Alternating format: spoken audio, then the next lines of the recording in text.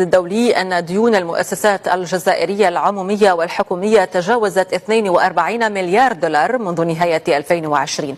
وأوضح الصندوق في تقريره الصادر في دجنبر أن هذا الدين الذي لا يزال حجمه يحطم الأرقام القياسية مثل 90% من الناتج المحلي الإجمالي عندما تم 2020.